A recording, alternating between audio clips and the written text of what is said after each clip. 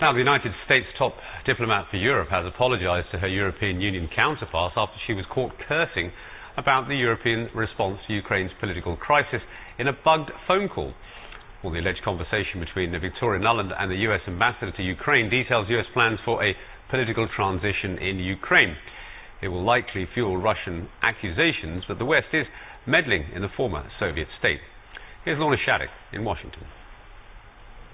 This leaked phone conversation threatens to embarrass Washington at a time when its relationship with Moscow is already under strain. The voices on the recording do appear to be those of Victoria Nuland, Assistant Secretary of State, and Jeffrey Pyatt, America's ambassador to Ukraine. They're heard discussing how to resolve the situation in the country, which has suffered over 2 months of anti-government unrest.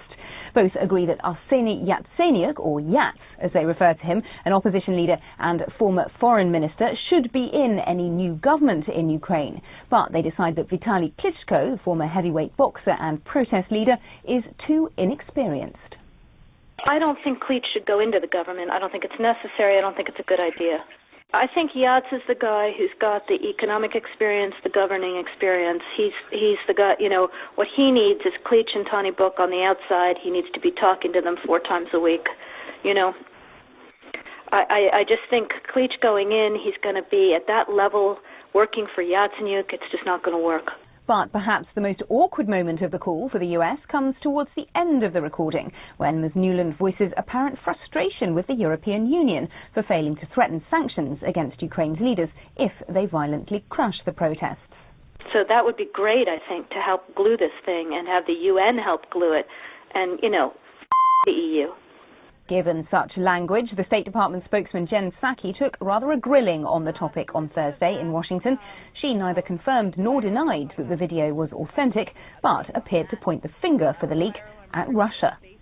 We think this is a new low in Russian tradecraft in terms of publicizing, posting. I don't have any other independent details about the origin of the YouTube video. You're right. This is clearly happened overnight and is relatively new. But this is something they've been actively promoting, posting on, tweeting about, and certainly that we feel that represents a new low.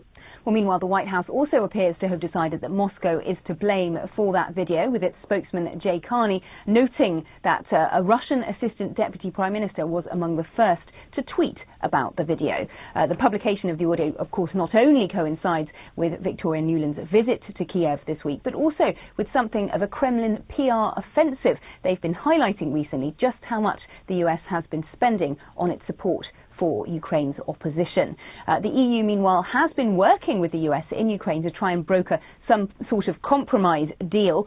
So if Moscow did want to torpedo that, this video release certainly would be one good way to go about it. But really, it's the presumptuous tone of what is heard in this leaked video that sticks in the mind, as well, of course, as the bad language. And it's a very awkward reminder of the international fallout that can occur when diplomats are heard being anything but diplomatic.